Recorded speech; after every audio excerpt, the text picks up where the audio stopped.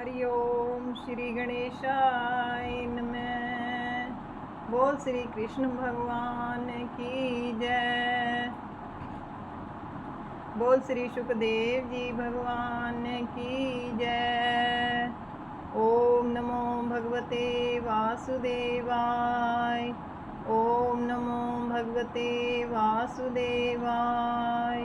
ओम नमो भगवते वासुदेवाय। श्रीमद् भागवत महापुराण 9वां स्कंद 10वां 11वां और 12वां अध्याय। बोले पुनि सुखदेव मुनि उर्धरि राम स्वरूप। रामायण गाथा सकल तारण भवरुज कूप। दशरथ घर श्री राम ने लियो मनुज अवतार। पितु की आज्ञा धारी सिर कीन अरण्य विहार। रावण आदि दल नाश कर भरत अवधि चित चीत। अवधपुरी सी अलखन युत आए राम विनीत।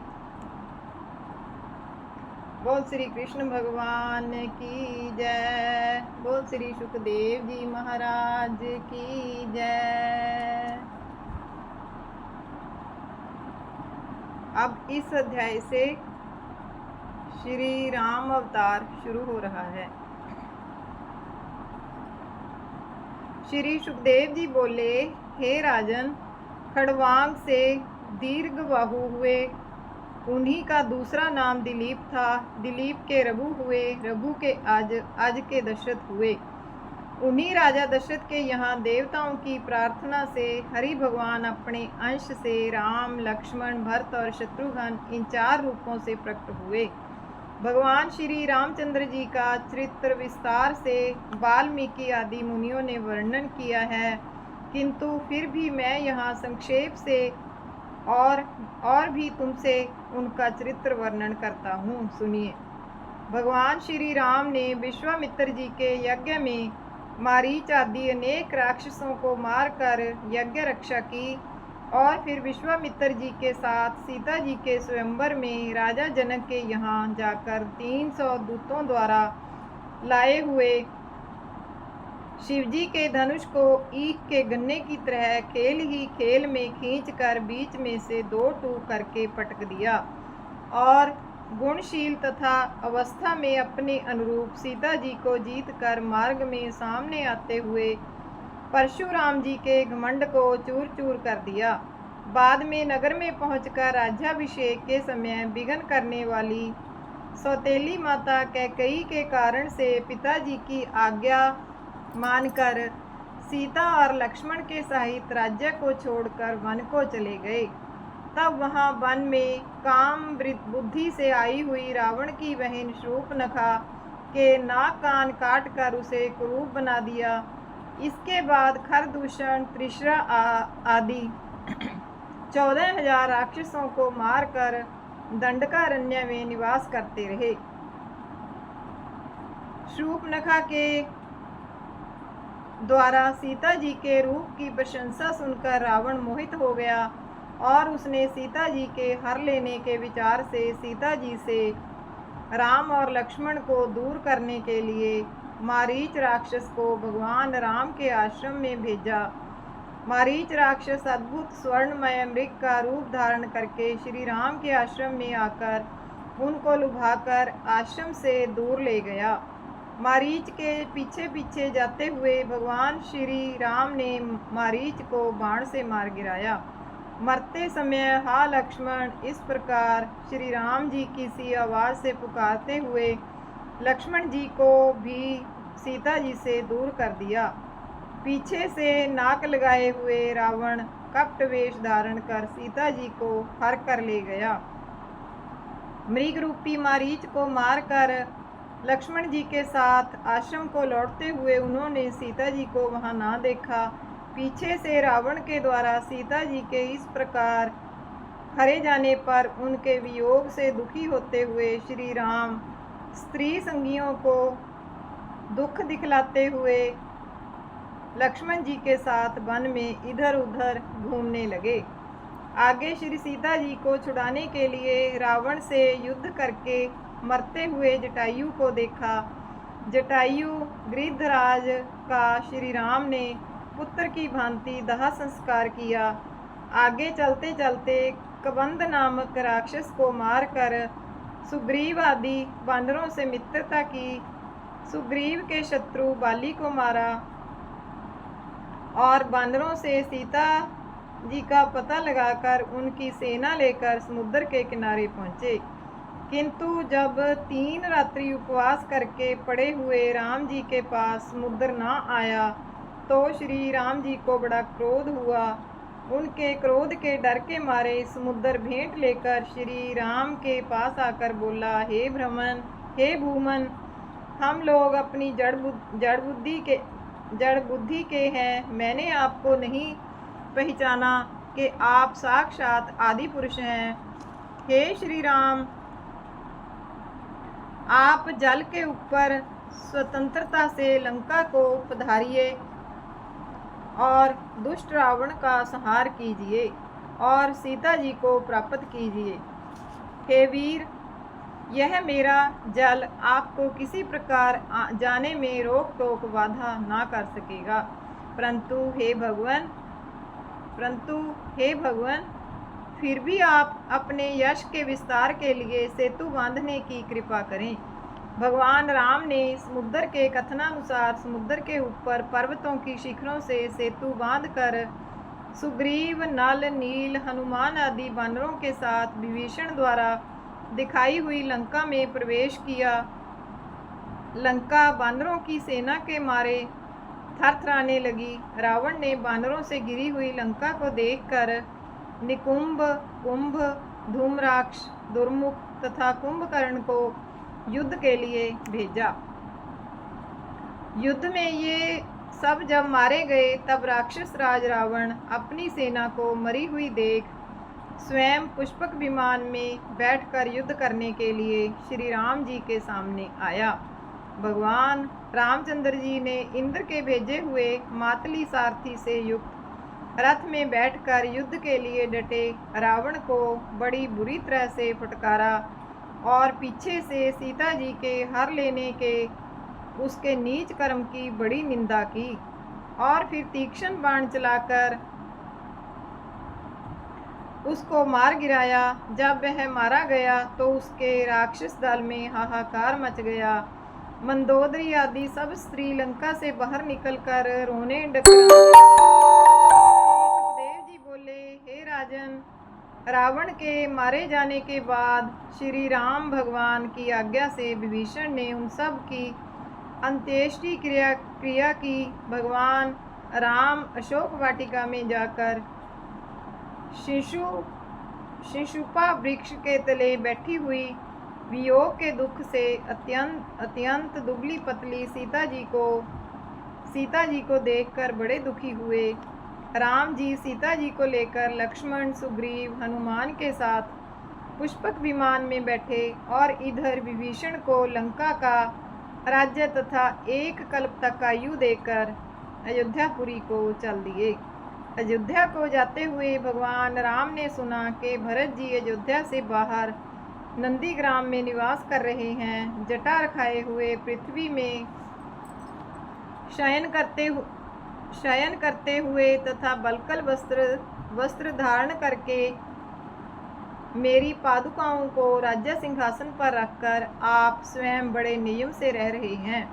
भरत जी श्री राम के आगमन को सुनकर श्री राम की खड़ामुओं को सिर पर रखकर उन्हें लिवाने के लिए नगर के लोग तथा मंत्री और पुरोहित वर्ग के साथ नंदीग्राम से चल दिए।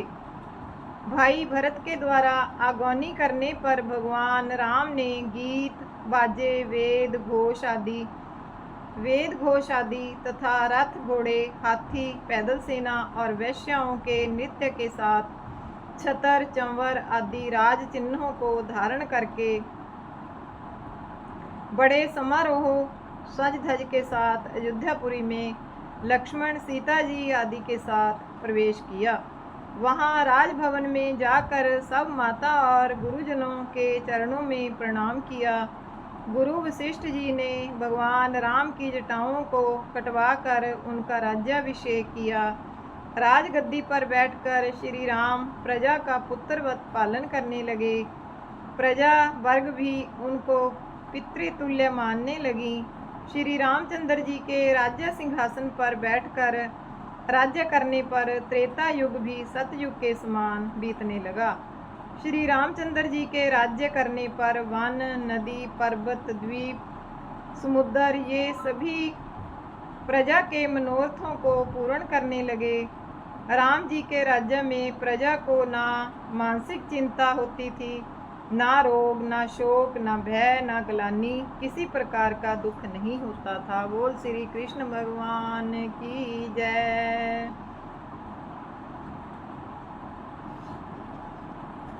बोल श्री सुखदेव जी भगवान की जय। ओम नमो भगवते वासुदेवाय। 11वां अध्याय। कछुक शेष सिया राम की लीला परम पुनीत, वर्णन संपूर्ण करी शुकमुनि हर्षि सप्रीत। श्री सुखदेव जी बोले, हे राजन, भगवान राम के यज्ञों से सर्वदेव स्वरूप अपने का ही विधिवत पूजन किया। यज्ञ की समाप्ति में होता को पूर्व दिशा, ब्रह्मा को दक्षिण दिशा, अध्वर्यु को पश्चिम दिशा, सोमगान करने वाले को उत्तर दिशा दी और इनके मध्य की बची हुई समस्त भूमि आचार्य को दे दी। सर्वस्व दान देकर भगवान राम और जानकी जी के पास केवल वस्त्र और उपवस्त्र, साफी दुपट्टा ही बच रहे। जानकी जी के पास एक मंगलसूत्र और बच रहा।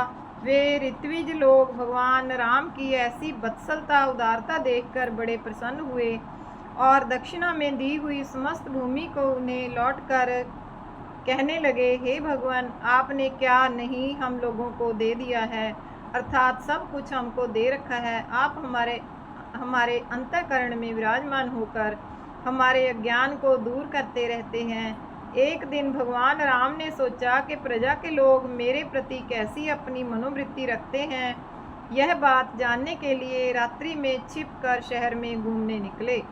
घूमते घूमते जब एक स्थान पर गए तो क्या सुनते हैं कि एक धोबी अपनी स्त्री से कह रहा है कि हे दुष्टे, दूसरे के घर में रात्रि में निवास करने वाली तुम व्यभिचारिणी को मैं अब अपने घर में ना रहने दूंगा, तेरा पालन पोषण नहीं करूंगा।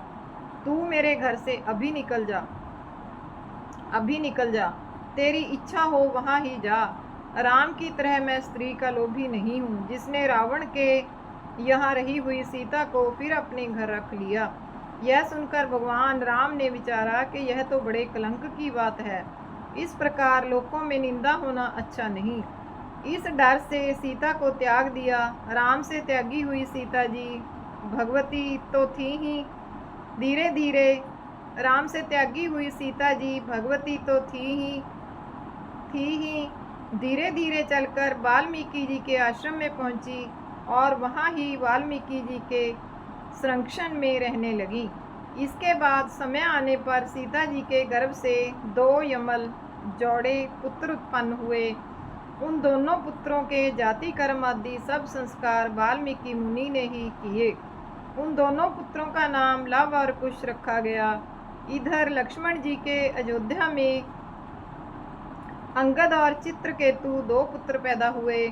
इसी तरह भरत जी के भी तक्ष और पुष्कल 2 पुत्र उत्पन्न हुए। शत्रुघ्न जी के सुबाहु और श्रुतसेन 2 पुत्र हुए। भरत जी दिग्विजय के लिए निकले तो उन्होंने करोड़ों गंधर्वों को युद्ध में मार गिराया और उनका सब धन राजा रामचंद्र जी के लिए सौंप दिया। शत्रुघ्न जी ने मधु दैत्य के पुत्र लवणासुर को मारकर मधुवन में मथुरा नाम की पुरी को बसाया। सीता जी वाल्मीकि जी के आश्रम में दोनों पुत्रों को छोड़कर श्री राम भगवान के चरण कमलों का ध्यान करती हुई पाताल में प्रवेश कर गईं। यह सुनकर श्री राम ने अपनी बुद्धि से सीता जी के वियोग के शोक को रोकने का पूर्ण प्रयत्न किया। परंतु फिर भी सीता जी के उन अलौकिक गुणों को याद करते हुए शोक को ना रोक सके और उनके वियोग को ना सह सके। इसके अनंतर भगवान राम ब्रह्मचर्य धारण करते हुए 13,000 वर्ष तक निरंतर अग्निहोत्र करते रहे। इसके बाद अंत में अपने भक्तों के हृदय में निज चरणार बिंदों की स्थापना करके अपने विष्णु धाम को चले गए। हे राजन, भगवान श्री रामचंद्र जी के चरित्र को सुनकर पुरुष कर्म बंधनों से मुक्त हो जाता है। बोल श्री कृष्ण भगवान की जय। बोल सियापति रामचंद्र की जय। पवन सुत हनुमान की जय। ओम नमो भगवते वासुदेवाय। 12वां अध्याय। बोले पुनि सुखदेव मुनि, भूपति सौ तत्काल इक्ष्वाकु वंशज सकल अन्य निरूपण कर हाल। श्री सुखदेव जी बोले, हे राजन, कुश के अतिथि नामक पुत्र उत्पन्न हुए।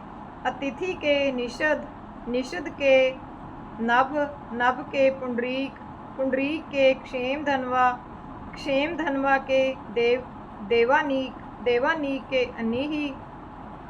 अनीही के पारिजात, पारिजात के बल के स्थल के अर्क संभूत हुए। अर्क संभूत का वज्रनाभ, उसका खगन और खगन का निद्रिति का हिरण्यनाभ हुआ। वह जैमिनी ऋषि का शिष्य हो गया। हिरण्यनाभ के पुष्प नामक सुत उत्पन्न हुए। पुष्प का ध्रुव संधि का सुदर्शन का अग्निवर्ण, उसका मरु, जो मरु राजा योग सिद्ध होकर कलियुग के अंत में कलाप ग्राम में निवास करके नष्ट हुए सूर्य वंश को फिर से चलावेगा। योग सिद्ध मरु का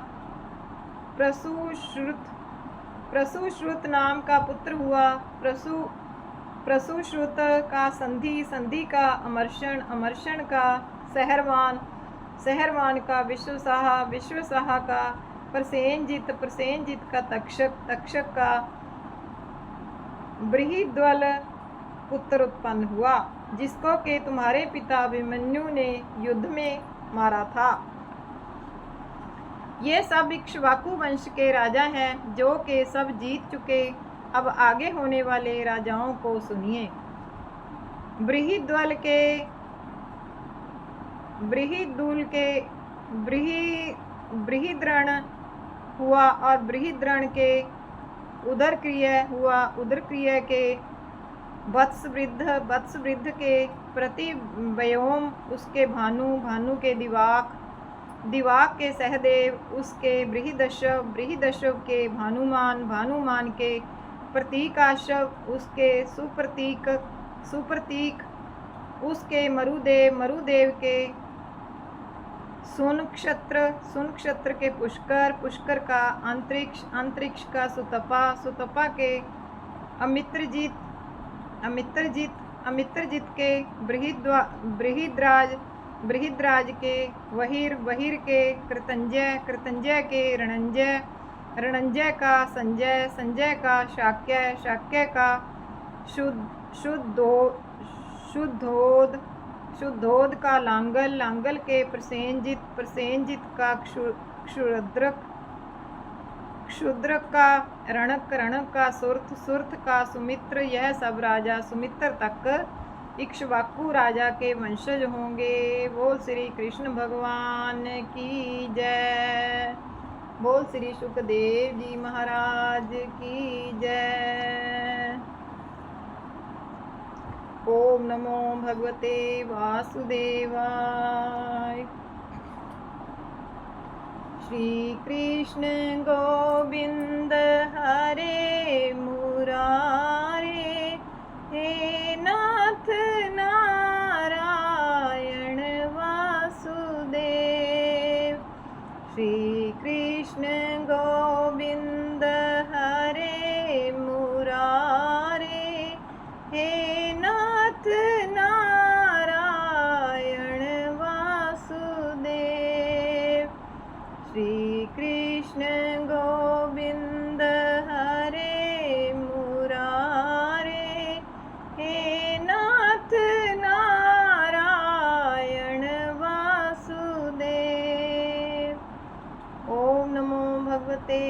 वासुदेवाय। ओम नमो भगवते वासुदेवाय। ओम नमो भगवते वासुदेवाय। बोल श्री कृष्ण भगवान की जय। बोल श्री सुखदेव जी महाराज की जय। बोल सियापति रामचंद्र की जय। पवन सुत हनुमान की जय।